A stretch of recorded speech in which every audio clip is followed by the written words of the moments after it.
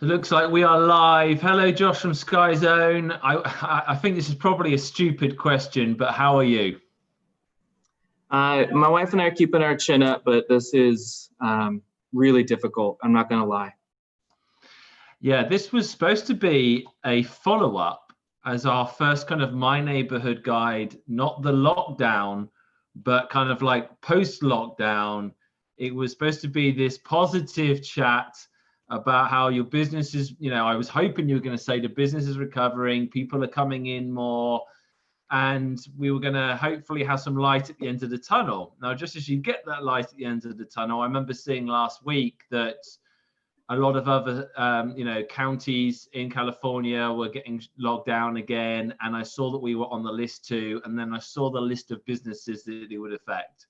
And my first thought was you, and I was like, oh no. And then I saw it, was it yesterday, the actual official message at midnight. My heart just sunk, not only for you, but for all the other local business owners that are just going to get crushed by this. So first of all, did you know this was coming? I gather you probably read the same things as what we did. Yeah, San Diego had an exception that they weren't part of the 19 counties that were kind of wrapped up in the order that was done by Gavin Newsom in California. But we saw the writing on the wall last week from our local supervisors that they were beginning to get more and more concerned that we would fall onto the trigger list for the state. And if you fall on the trigger list from the state, then the state, dictates that they say that you have to, impose more restrictions. And so, yeah, we unfortunately did see it coming. I think I began getting less and less sleep and more anxiety every single day last week, knowing this was coming. We only opened June 12th. We're not even 30 days open. And you think about the amount of training that it took to bring all our employees. We have 85 employees, to bring all those employees back, re-onboard them, re-get them up and running, get the parks back up and running, all the machinery back ready, do all the marketing, all the social media and everything to move forward with a June 12th opening. We didn't even make it 30 days, and now we're forced to close again. And again, we're back in this situation that it could be 3 weeks, it could be more than 3 weeks. We have absolutely no idea how long it's going to be. And so, when you think we just close down a business, it's a monumental task to close a facility down and then to reopen it and now to reclose it with the idea that now we have to reopen it again. I can't tell you how difficult it's been. I can see on your face how difficult it's been. And for me, having run local businesses for a long time, we sold our Princess Party company in the UK. They've got the same things going on in the UK. We literally sold it to 2 young girls, and pretty much 3 weeks after they bought a business that they invested a lot of money into buying, they can't do princess parties anymore. They've just started doing garden parties, but there are thousands of people in the same position.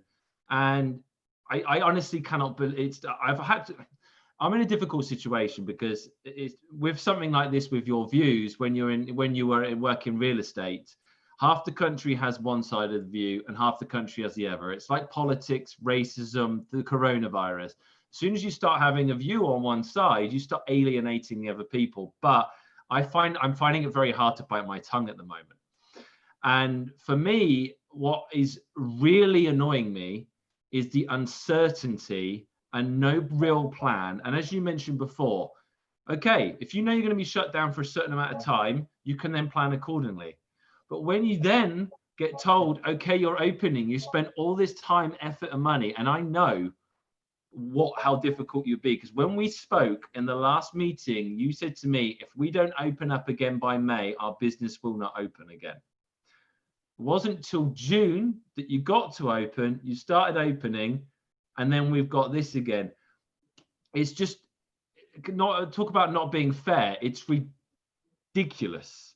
Yeah. So there's a few things that I want to obviously establish. I mean, the first thing is obviously you are closed. We better establish that because people are knocking on your door. 2 minutes before we came on, someone knocked on your door. So you're closed. People can't come in. Is that right? No. So We're considered a family entertainment center, and per the guidelines last night at midnight from the county health advisory, we are closed until July 28th, which is pretty much the whole month of July now is lost. The only thing that we're able to do is to comply with that and just keep our doors closed. So unfortunately, we're in a tough position, yeah. Obviously, the whole thing about this is more cases that arise, then there's procedures, but they're testing more now.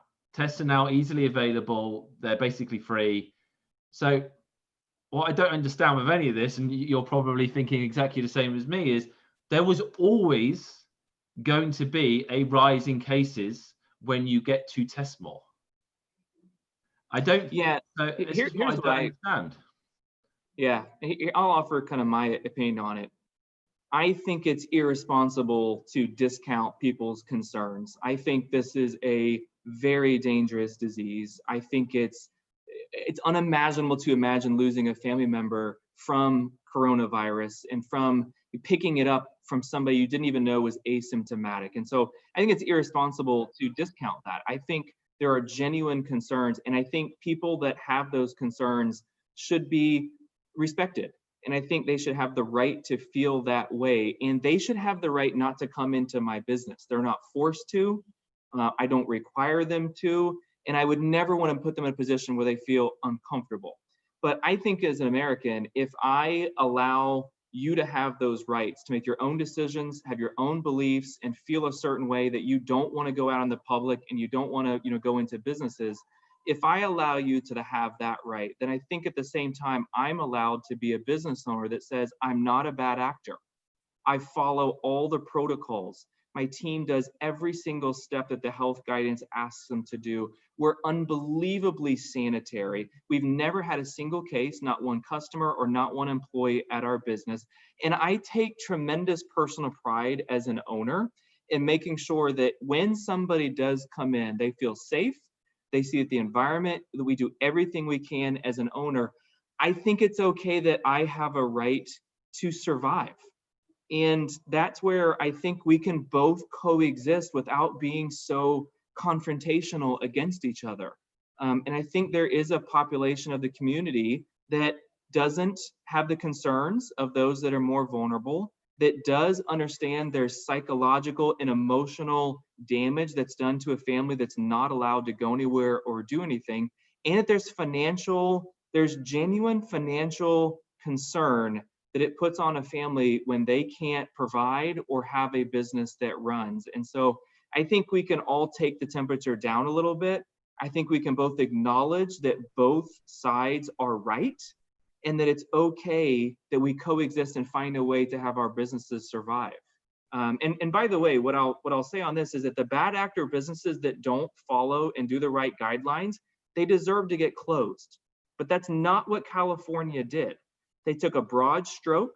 Yep. They struck it across the whole state, and they say everybody in this category, regardless of if you're a good business owner doing the right thing, we don't care, and you're now lumped in with those. And so I'm an advocate. If it's a bad actor and that business doesn't follow the rules and they are flying in the face of everything medically to keep people, safe when they come in, that business deserves to close.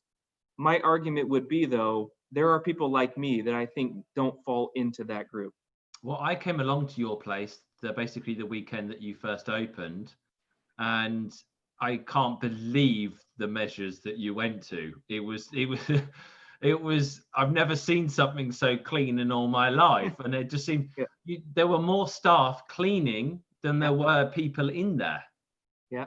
So I think at the end of the day, people have this idea, and they make fun of the millennials and these generations they're coming up, that they don't have a work ethic, they don't have drive, they aren't motivated to kind of do it.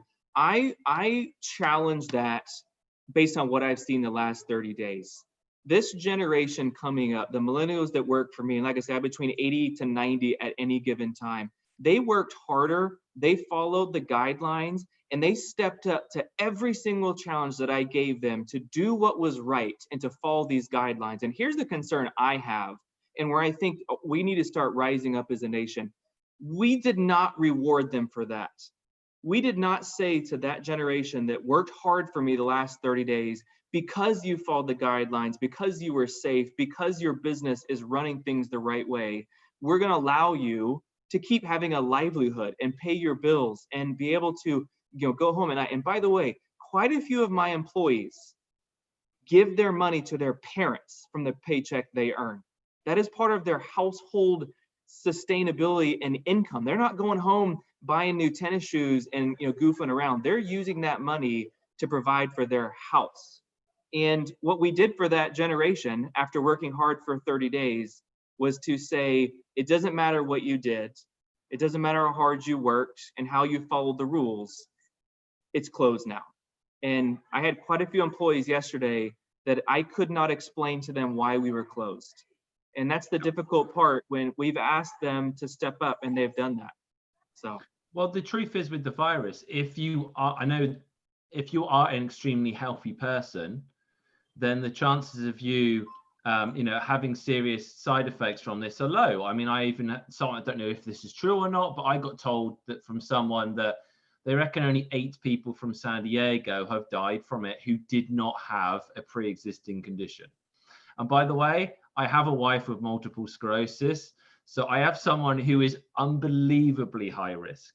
But what I find with the hypocrisy of all of this is the people that are on one side are probably the people that, I know a very good example. They worked from home before. Their business and their income has not changed in the slightest. Yep. And they weren't that sociable people. So they weren't going out a lot anyway. So their lives hasn't changed that much. So what's their opinion on it? Well, we shouldn't leave the house. But for people that it affects their livelihood and our kids, children should be outside, they should be playing, and they should be playing with other people. The mental health of everyone right now, there are people getting abused at home. There are marriages divorcing. I know. I was in escrow on a property the day before they were going to close. They called me up and said, James, I'm really sorry, we're splitting up. They've got a young child, and this whole thing has just taken them over the edge. And there's a million reasons to say exercise and your health and well-being is what we should be looking after right now. And having a wife with multiple sclerosis, I've studied immunity and the immune system. We actually moved to California for vitamin D. And at one point, I know now we're allowed to go outside, but at one point we weren't allowed to go to the beach. I wasn't even allowed to walk up to my local trails. I wasn't even allowed to walk on the trails. They were basically saying everyone stay inside. No, how you actually build a healthy immunity is by catching germs and having, and you need some form of life to be able to have an immunity. If you just do zero, what's going to happen is after all of this is when flu season comes around, everyone's going to get the flu. And there's probably going to be even more. I could just go on and on and on about the reasons why we shouldn't be, in my opinion, taking the route that we are. Yes, I completely agree with you. We should not be going around shaking hands, coughing on each other and spreading the virus everywhere. There are things that we can do to help not spread the virus and make sure that, when my mother-in-law was here, she was 78 years old. We were extremely cautious. When she was left, we've become less cautious because she's not, and we didn't want to pass it on to a 78-year-old. But I think there should be a case-by-case basis, in my opinion. And if an establishment is doing the right things, like you, where there's been no cases, why can't you be open? That would be my argument. I don't know why as a city, as a county, as a state, we aren't rising up more, because at the end of the day, we have lost all of our liberty in the spirit of this health epidemic. And so, the whole basis of why I think my business should be allowed to be open is because I use my liberty to follow the rules.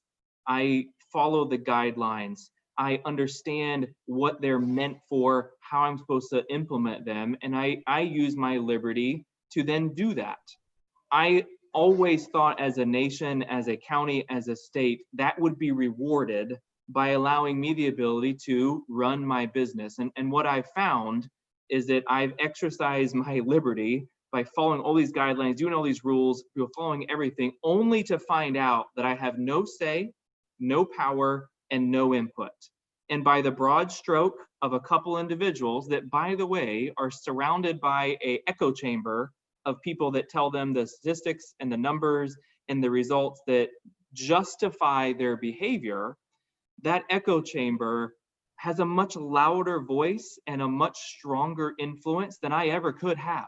And what I've actually found through this, James, is, I'm not political. I don't ever really particularly care what other people's beliefs are. I just care about helping my team, growing a business, and being a good father and a good husband. That's what's important to me.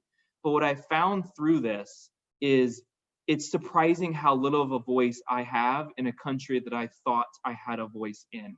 And if you don't take anything away from what we've lost during this time, it's that we need to start recapturing our voice back as individuals, as husbands and wives, as parents, as business owners.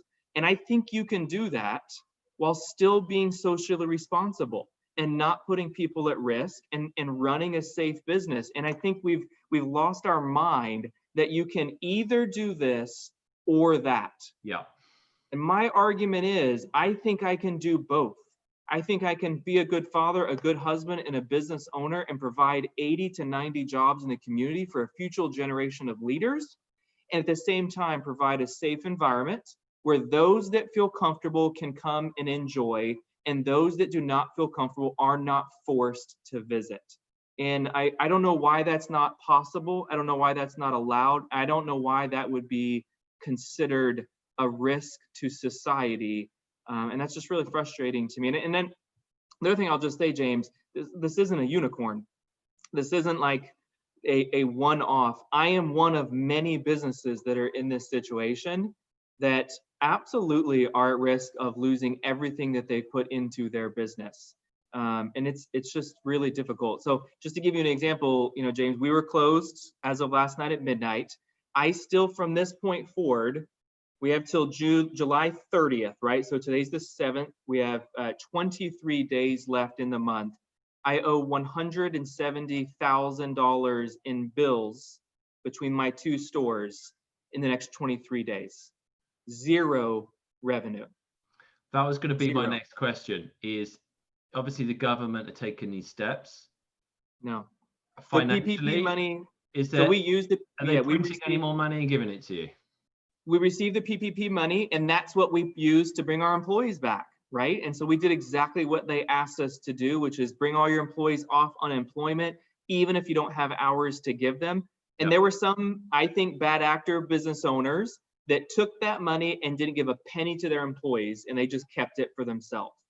I gave every single dollar, every dollar directly to my employees. We spent every penny of the PPP money just like we were asked to do, to give our employees their paychecks and provide them an income. We spent every dollar, which means that this closure right now, starting on July 7th, we have no EIDL, no PPP, no government funding. All revenue ended as of yesterday, and we owe $170,000 in expenses in the next 23 days that we will receive no relief from. None. Yeah, I mean, you're not a $100 billion company that can survive losing that money. That's the truth. What about? No, sorry, go ahead. No, I will be pulling money from my 401k. I already actually submitted the request this morning. I am now giving up my retirement because of an order that had nothing to do with me, was not my fault. And that's a tough conversation you got to sit. I understand why husbands and wives are getting divorced and going through this trouble, because I'm blessed to have a wife that said we have to do what we have to do. But not every wife and not every husband sitting in that conversation, like Michelle and I had to have 2 nights ago, would both agree and say, let's liquidate our retirement because that's what we have to do. This isn't a joke. This is No. a serious situation for families. And first of all, I appreciate you coming on and doing this. The reason why I wanted to, do this was because I've got strong opinions on this, and I think sometimes people only see one side of it. They only see the other side. And I think it's really important for people to see this. I know when we originally spoke, you weren't really getting any help from your landlords. Are they giving you any leeway at all in helping you at all? So the San Marcos landlord, I would say, has been very open to working with us. Now, they've not provided any rent relief, but they did let us know that if we close again, they would open the conversation. So up to this point, we received, as many business owners, we received no accommodations, no forgiveness, no abatement, nothing at San Marcos.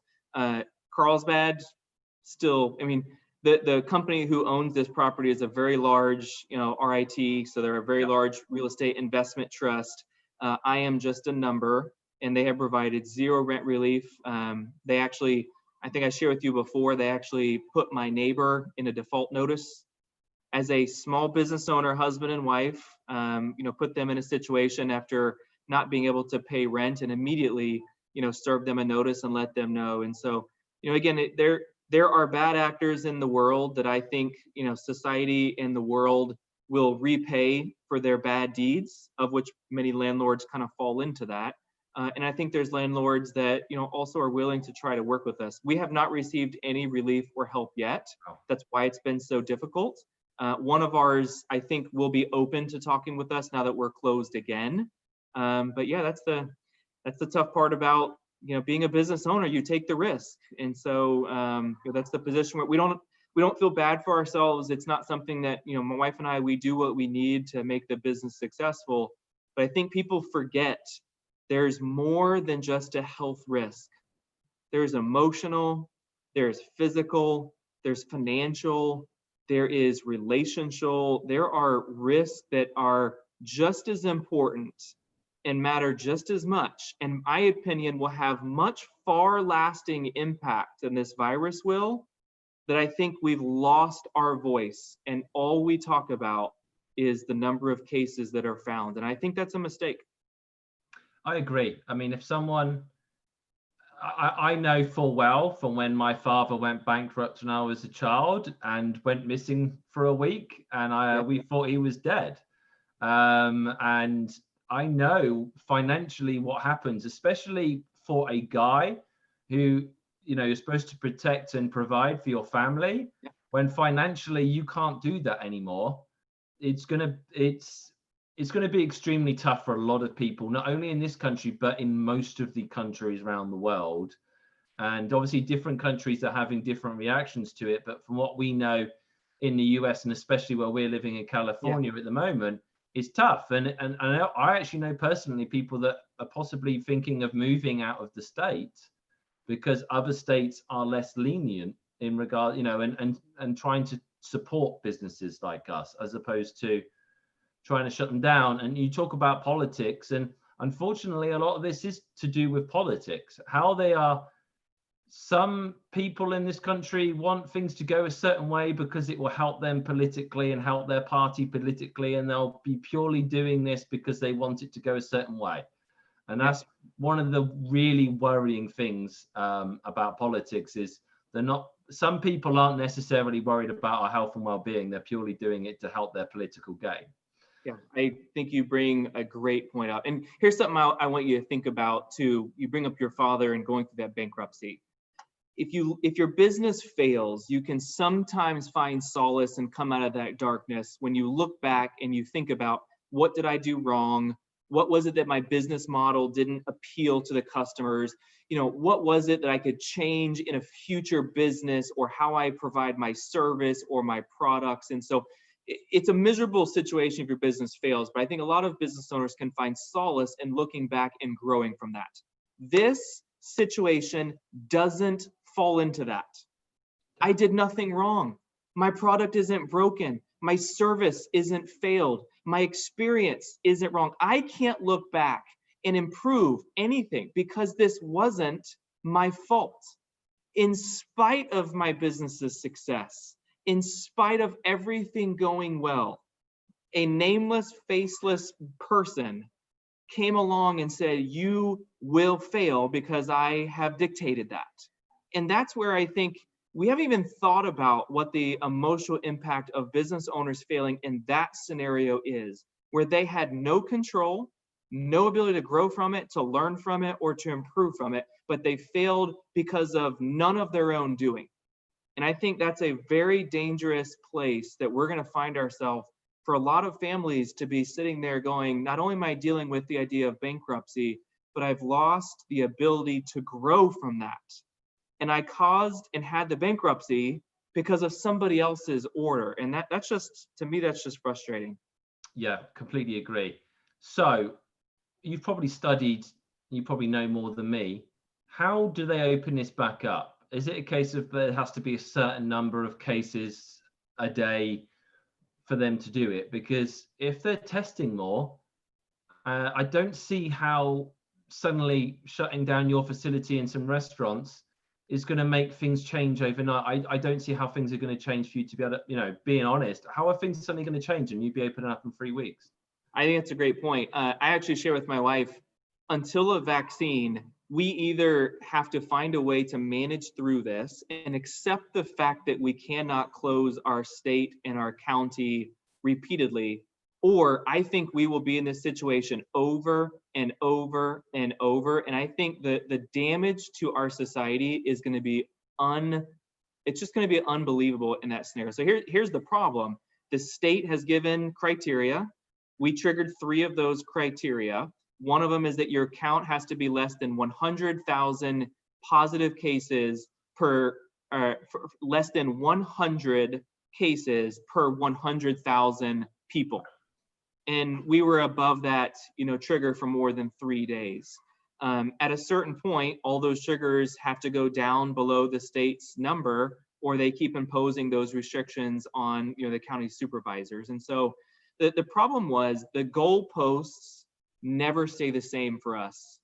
It was originally all about making sure that the deaths were under control. Well, you actually look at the mathematics. Originally, we're put in a lockdown to help our healthcare systems. Right. Well, we've laid off. One that's now gone out of the window. No, because we've laid off. I personally know nurses that were laid off during this whole entire situation. So that was a falsehood that probably had good intentions, but the goalposts were then moved to deaths because we were concerned about deaths. Well, if you look at the mathematics now, the deaths now are dramatically less than they were before. But as soon as that metric was no longer a concern and they knew that wasn't a way to hold us, now it's the number of cases. And so, of course, the cases are higher because now you're testing more people. And so that's the concern that I have, is what we originally were told was the intention and the sacrifice we needed to make as a society no longer stayed in place and was moved. And then that was a sacrifice we needed to make. And that goalpost was moved. And now we've got another sacrifice we have to make. And I think, James, if we're allowed to open on July 28th, I think the goalpost will be moved again. I think unless people rise up and have their voice heard and say we're not okay with this anymore, I predict we will be forced to close over and over and over for the rest of this year until there's no businesses left that can survive that. And that's a real concern. I personally believe that kids won't be going back to school. They're talking about doing it in a certain way. If these cases keep rising, which in my opinion they're going to, more people that you test, and there's no way of stopping this, I just don't see how it's going to happen. You've then got the issue is if kids are at home, how do people go to work if they have got this job that does exist? Yeah. I want to know what the end goal is. That's what I want to know. Whenever I do anything in life, I set myself goals and I set myself targets. What is the target? The target seems to be that we don't have any cases and no one dies of it. That seems to be the target that we're going for. But that's not a realistic target. That's probably the most impactful thing you've said on this entire thing, because that's the goalpost that is unachievable. like we have to accept as a society that we cannot necessarily contain it. It is extremely contagious, and there is a risk to a vulnerable population. And we have to accept that. And we have to put guardrails and ways to run our business in a way that we can sustain our businesses and our community while also accepting that these cases will never be zero. And I think that's the biggest challenge of all, is that we have allowed health officials who have one thing in mind and only one thing in mind, which is their job, to make decisions for millions of people across the community. And I agree with you. We have moved the target so far over. And I think we said if we can't get to 0 cases, then everybody needs to be closed. And unfortunately, that's kind of what we behave like. Just one point here. They come up with the vaccine tomorrow. Are you giving it to yourself and are you giving it to your kids? Because I don't think I would tomorrow. So the vaccine? Yeah. Oh, I am the kind of person that at the end of the day, there's smart people, and I think they put a lot of work and time into making sure vaccines are safe. But here's what I would kind of tell you. I don't think I have any right to give my opinion or share my belief on somebody else. And so for me, I would take the vaccine because I do trust the doctors and I think they do a good job at their craft, but my wife would not. And oh, by the way, it's not my job to convince my wife that she should, and it's not her job to convince me that I shouldn't. I think this is one of my points now, is the fact, yep. Okay, right. Apparently we're waiting for this vaccine. You get the vaccine tomorrow. Are you giving a vaccine to a load of kids that don't get it anyway? Right. Look at how many kids have died from the flu this year, and look how many children have died from this virus. It is the statistics are unbelievable. So yeah, it's one of those. Oh, I know Josh has got probably people trying to get in again, but yeah, the statistics are unbelievable. So I have a mom leaving that is very upset that the county has forced to close us for her kids. So she's not happy. One thing I did overhear you saying earlier when you were actually chatting to her when they came to the door was summer camps. Am I hearing correct? You are allowed to have summer camps open? Yeah, so there's some very strict guidelines. You have to have 12 or less per pod. Those pods have some very strict guidelines and rules, which, by the way, we spent the last month learning, implementing, and training all of our team and staff for, only to now have us be closed. So now the only thing we're able to provide for the community, so we've got Sky Zone Carlsbad and Sky Zone San Marcos. We are able to have summer camps. We are able to run those for families, also for those in essential services, healthcare workers, all those that kind of work in that industry. But that is the only thing we're able to provide. It took us 3 weeks. We were only open for less than 4 weeks. It took us 3 weeks to implement and train and get the whole team ready to properly do a summer camp in a way that it's safe and done the right way, which was last week. And now we were forced to close. So we barely had an opportunity to even get parents to sign up to let people know that it was up and running. But yes, we do have both of the camps now up and running at both locations. Great, but did you mention that's not open to everyone? It's only to certain people. It is open to everyone. Yeah. For example, healthcare, those in essential services, when their kids sign up, those kids are in a pod by themselves. Okay. So that the children of healthcare workers are in a group without interacting with kids that are maybe from non-essential, so my kids or someone else. And so the guidelines and the rules that we implement are fantastic. They're wonderful. We just didn't really get a chance to even get the word out because we were forced to close last night. And so we do have a camp available at both of our facilities, and that's for both essential workers and non-essential workers. And those are full day or half day camps. God, the rules and regulations. I've got it the same with real estate of what we're allowed to do and what we're not allowed to do. And they seem to bring out a million forms every single day. Like if someone wants to go and look at a property, they have to sign a form for every single, it's just, the world is literally going mad. So honestly, Josh, my heart goes out to you. And I mean, what if you don't open again, can you, being completely honest here, can you keep going? Surely there's a point when you can't keep going anymore. And it's a horrible thing to ask and stuff, but have you thought about what you would possibly do and your future? Like, Yeah, because there was a cutoff time before and we went past Yeah. that cutoff time. Yeah, the cutoff time before we already crossed, that was, back in the first closure. We were open for about less than 30 days. We do not have enough money now to pay the bills, and that includes the whole month of July. And so my wife and I are, like I shared, we are doing what we need as owners to pull money from our retirement accounts and, deplete those funds to, so for us, we absolutely can cover what's needed in July. It's very difficult as a family to make that decision, but we're fine for the month of July and the expenses that are due.